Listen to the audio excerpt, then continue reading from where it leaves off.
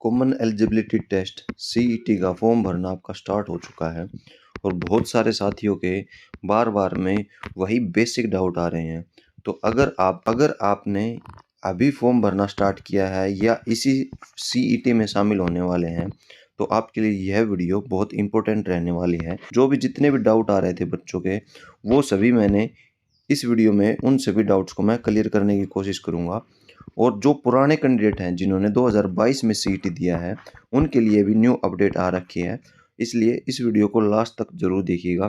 सबसे पहले हम डाउट लेते हैं।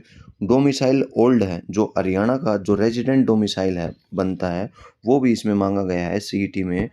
तो बहुत सारे बच्चों के यही डाउट आ रहे हैं और बहुत सारे बच्चे क्या कर रहे हैं, अपना न्यू हरियाणा का जो रेजिडेंट डोमिसाइल बनता है वो न्यू बनवाने के पीछे भाग रहे हैं। तो डोमिसाइल ओल्ड है, क्या वह चल जाएगा या फिर न्यू बनवाना पड़ेगा? जैसे कि अभी 2-3 दिन से लगातार साइट का सर्वर डाउन चल रहा है और साइट बिजी आ रही है, इसलिए डोमिसाइल बनवाने में भी दिक्कत आ रही है। तो सबसे बड़ा तो यही डाउट था कि जो हरियाणा की जो ओल्ड डोमिसाइल हैं, क्या वो चल जाएंगे क्या सीईटी 2025 का फॉर्म भरते समय? तो इसके बारे में मैं अपने भी यहाँ पर नहीं बोल रहा, खुद चेयरमैन साहब ने इसके बारे में बताया है, वो आपको मैं पोस्ट दिखा देता हूँ। यह ऑफिशियल इनका इंस्टाग्राम अकाउंट है, हिम्मत सिंह, जो कि एचएसएससी के चेयरमैन हैं। उन्होंने क्या बताया है, सभी आगामी अभ्यर्थियों ध्यान दें कि आयोग को प्राप्त सूचना के अनुसार कुछ अभ्यर्थियों को सीट रजिस्ट्रेशन के दौरान सर्टिफिकेट को लेकर कुछ प्रश्न सामने आए थे, जिस पर आप सभी को बताना चाहूँगा। तो इन्होंने बताया है, डोमिसाइल सर्टिफिकेट निवास प्रमाण पत्र कौन कौन सा होता है जो हरियाणा का आप बनवाते हैं, जो हरियाणा जिसको हरियाणा डोमिसाइल बोलते हैं, उसके बारे में इन्होंने बताया है। डोमिसाइल सर्टिफिकेट के लिए किसी भी प्रकार की तिथि की बाध्यता नहीं है, यानी कि अगर आपने 5 साल पुराना हो, चाहे डोमिसाइल हरियाणा का, चाहे आपका 7 साल पुराना हो, चाहे 10 साल पुराना हो, बाध्यता नहीं है। अभ्यर्थी किसी भी तिथि के सर्टिफिकेट अपलोड कर सकते हैं जो कि मान्य होंगे। 1992 से बाद के 1992 या 1993 के बाद में जिसके भी हरियाणा के डोमिसाइल हैं, अगर वो नया बनवाने के पीछे भाग रहा है तो उसको नया बनवाने की आवश्यकता नहीं है। यहाँ पर चेयरमैन साहब ने खुद ही यह बोला है कि किसी भी तिथि के सर्टिफिकेट होने चाहिए। और इसके बारे में एक चीज़ मैं आपको और अच्छी बता देता हूँ। देखिए, हरियाणा डोमिसाइल का क्या मतलब होता है? हरियाणा डोमिसाइल का मतलब ये होता है कि रेजिडेंट, यानी कि आप हरियाणा के निवासी हैं या नहीं, बस इतना उसमें पूछा जाता है और यही चीज़ इसमें बताई भी गई है। तो हरियाणा डोमिसाइल आपका, हरियाणा का जो डोमिसाइल है वो किसी भी तिथि का यहाँ पर मान्य होगा।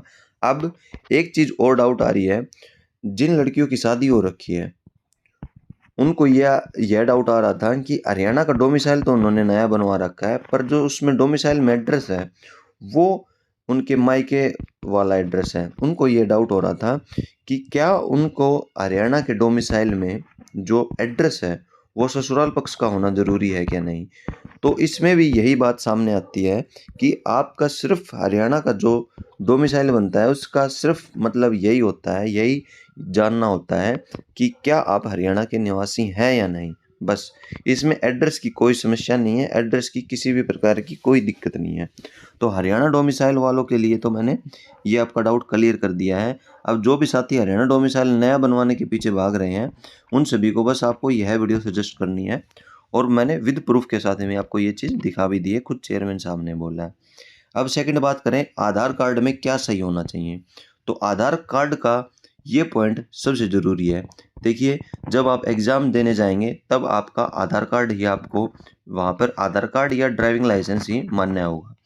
तो मेन चीज़ें क्या होती हैं, जब हम एग्ज़ाम देने जाते हैं तब क्या देखता है, जो इन्विजिलेटर होते हैं पर आपका एडमिट कार्ड और आपका एक वैलिड आइडेंटिटी देखकर आपको एग्जाम सेंटर में अंदर जाने की परमिशन देते हैं। वो क्या देखते हैं, वो देखते हैं डेट ऑफ बर्थ, और सेकंड देखते हैं आपका एड्रेस, और थर्ड देखते हैं आपकी फ़ोटो। तो यहाँ पर ये चीज़ जानने की आपको ज़रूरी है, जिन भी लड़कियों की शादी हो रखी है उनको खासकर ये चीज़ जानने की ज़रूरत है। देखिए, अगर आपके आधार कार्ड में मायके वालों का एड्रेस है और फ़ोटो चाहे अपडेटेड हो आपकी शादी के बाद की, फिर भी आपको वो एड्रेस आपको चेंज करवाना पड़ेगा ससुराल पक्ष का, क्योंकि आपने फैमिली आईडी में तो ऐड हो गए होंगे आप, जहाँ पर भी आपकी शादी हुई है। पर आपका आधार कार्ड में अगर एड्रेस मायके वाला ही है तो वो आपको ज़रूर चेंज करवाना है। सबसे ज़रूरी बात तो है ये। दूसरी बात आती है यहाँ पर फ़ोटो की। देखिए, फ़ोटो अब बहुत सारे कैंडिडेट हैं, लड़की हो चाहे लड़का हो, उनका लड़की को ही मैं मान के चलूँ, शादीशुदा लड़कियों की सबसे ज़्यादा यहाँ पर दिक्कत आ रही है। तो जिन लड़कियों का एड्रेस मान लीजिए ससुराल वाला है और उनकी फ़ोटो ओल्ड है, तो उनको फ़ोटो भी चेंज करवानी पड़ेगी। उनको आफ्टर मैरिड की वहाँ पर फ़ोटो अपडेट करवानी पड़ेगी। तो आधार कार्ड में ये चीज़, दोनों चीज़ मैंडेटरी हैं। एक तो आपका एड्रेस होना चाहिए जहाँ आप हाल-फिलहाल निवास कर रहे हैं वहाँ, और दूसरी आपकी फ़ोटो चेंज होनी चाहिए। तो ये आधार कार्ड में अपडेट आप अगर अभी तक आपने करवाई नहीं है, तो ये चीज़ आप ज़रूर करवा लीजिए। अब ईडब्ल्यूएस सर्टिफिकेट और अनदर कैटेगरी सर्टिफिकेट रिलेटेड क्या इशू आ रहे हैं। देखिए, ईडब्ल्यूएस सर्टिफिकेट की बात करें तो यह हर साल बनता है। जो भी सर्टिफिकेट जिस भी कैटेगरी का आपका हर साल बनता है, उसकी वैधता अप्रैल से, जैसे मान लीजिए इस साल की बात करें तो इस साल के 2025 अप्रैल से यह इसकी वैधता रहेगी मार्च 2026 तक। उसके बाद में अप्रैल में फिर से नए बनने स्टार्ट हो जाएंगे। तो ईडब्ल्यूएस सर्टिफिकेट आपको नया बनवाना है, और अगर नया बनवा रखा है तो आपने अपलोड कर देना है। डीएससी ओएससी सर्टिफिकेट किस डेट के होने ज़रूरी हैं, तो इन सभी साथियों को भी बहुत दिक्कत आ रही थी कि हमारे पुराने जो पीछे की डेट के सर्टिफिकेट हैं वो है हमारे पास, क्या हमें नया सर्टिफिकेट बनवाना पड़ेगा नई डेट का। तो इसके बारे में भी खुद चेयरमैन साहब ने पोस्ट डालकर बता रखा है। देखिए, चेयरमैन साहब ने खुद बताया है डीएससी और ओएससी सर्टिफिकेट के लिए भी किसी भी प्रकार की दिनांक की बाध्यता नहीं है। अभ्यर्थी किसी भी तिथि के सर्टिफिकेट अपलोड कर सकते हैं जो कि मान्य होंगे। डीएससी और ओएससी जो भी सर्टिफिकेट हैं आपके ओल्ड डेट के हों चाहे न्यू डेट के हों, वो आपके सभी मान्य होंगे। आपको कोई भी घबराने की जरूरत नहीं है, चाहे आपका 1 साल पुराना ही क्यों ना हो। आप फॉर्म में लगा सकते हैं, फॉर्म भर सकते हैं। अब नेक्स्ट बात करें कि फोटोग्राफ और साइन अपलोड करते समय किन किन बातों का ध्यान दें, तो इसके बारे में भी खुद चेयरमैन साहब ने पोस्ट डालकर बता रखा है। फोटोग्राफ के बारे में और सिग्नेचर अपलोड करने के बारे में भी चेयरमैन साहब ने खुद बता रखा है। मैं अपनी तरफ से यहाँ पर कोई भी आपको चीज़ बता के आपको बहका नहीं रहा हूँ, ना ही आपको गलत इन्फॉर्मेशन दे रहा हूँ। फॉर्म भरते समय फोटोग्राफ के स्थान पर साइन की छवि अपलोड न करें। जहाँ पर फोटोग्राफ अपलोड करना है वहाँ पर फोटोग्राफ अपलोड कीजिए, और जहाँ पर सिग्नेचर का जगह दी गई है वहाँ पर सिग्नेचर अपलोड करना है। उम्मीदवार साइन के स्थान पर अपनी तस्वीर अपलोड ना करें, धुंधली तस्वीर अपलोड ना करें। कोई भी आपकी फ़ोटो ब्लर आ रही हो वो अपलोड ना करें। बिल्कुल आपका चेहरा, तस्वीर अपनी साफ जो आपकी दिखती हो वो ही अपलोड करें। फोटोग्राफ सेक्शन में साइड एंगल से ली गई सेल्फी अपलोड न करें। उम्मीदवार A4 शीट पर पासपोर्ट साइज की फ़ोटो लगाकर पूरी शीट की फ़ोटो अपलोड कर देते हैं, जिसके परिणाम स्वरूप बहुत छोटी और अस्पष्ट तस्वीर आती है जो कि मान्य नहीं होगी।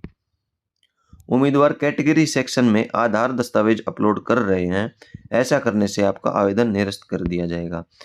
जिस डॉक्यूमेंट की जहां पर फाइल अपलोड करनी है उस डॉक्यूमेंट को वहीं फाइल अपलोड कीजिए, वरना आपका जो सीटी का रजिस्ट्रेशन है वो आपका कैंसिल कर दिया जाएगा। नेक्स्ट बात करें 2022 में जिन्होंने सीटी फॉर्म भरा था, क्या उन्हें दोबारा फॉर्म डालना है या नहीं। देखिए, इस बारे में भी चेयरमैन साहब ने खुद बताया है। आयोग के संज्ञान में आया है कि सीटी 2022 के कुछ अभ्यर्थी सीटी 2025 के लिए नए रजिस्ट्रेशन कर रहे हैं। यानी कि जिन्होंने 2022 में सीटी दिया था या सीटी का फॉर्म भरा था, उनको न्यू रजिस्ट्रेशन नहीं करने की ज़रूरत है। वो नए रजिस्ट्रेशन मत करें।